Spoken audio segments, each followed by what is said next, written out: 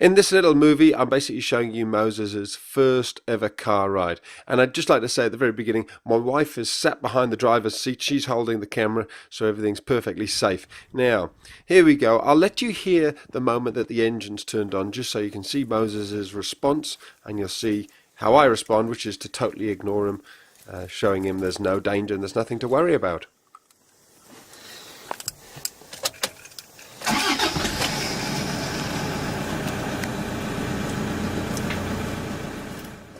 So there you go, that's the way you do it. You say absolutely nothing. You could see Moses hardly batted an eyelid, and me by me staying very calm and relaxed, you got the message there's nothing to worry about. Now here we are driving along, and dear Moses starts to climb on top of me.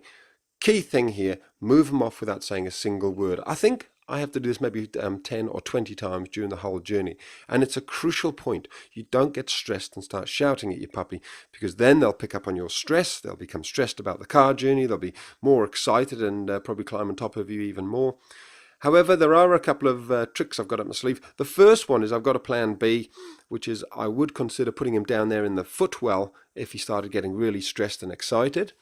That may work for you. Another option is that I've got a crate in the boot of the car, in the back of the car. There's a crate which I'm happy to put him in, put his bed in there, and that could well settle him down. It'll certainly be safer if he was climbing all on top of me, or you have a bigger dog.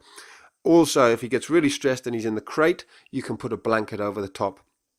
Very often that will calm your puppy or your dog down an awful lot as well. You can take the blanket off as they calm down, obviously, but to start with, taking away the visual sensory sense of all the stuff going past the windows can help them relax and calm down. Another thing, a couple of other tips. I've got the windows wide open or down enough. He can't jump out of them, but they're down enough that he'll get lots of fresh air coming through. The air conditioning is on also. And I've made sure he's tired. He's had a good run before we put him in the car. He's been fed and watered, so he's not full though. That's also important. He's been fed and watered. He's been toileted, which is very important, but he's not just had a feed. So he had a feed a lot earlier. He went to the toilet. You don't want your puppy being full of treats or just having had a meal, because then there's a high chance that they're going to be sick.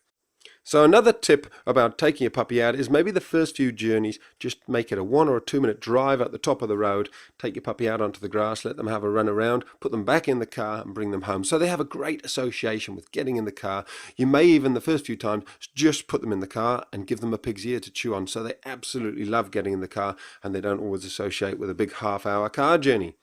It's about a 10-minute ride for Moses off to the vets. He's going to have his second set of vaccinations here, and again here we are giving him a positive association with arriving at the vets. He's found his pig's ear, and it was interesting. Whoops, don't fall off there, Moses. It's interesting. The vet actually said to me that now he's had his second set of vaccinations, you can let him meet other puppies at puppy class. Make sure the dogs he meets are ones that you know are all up to date with their injections, and you can also take him out to safe places, low risk areas. So that does not include the dog park where there's pee and poo everywhere and there's all sorts of dogs have been there, but areas where there probably haven't been any dogs and seem very clean.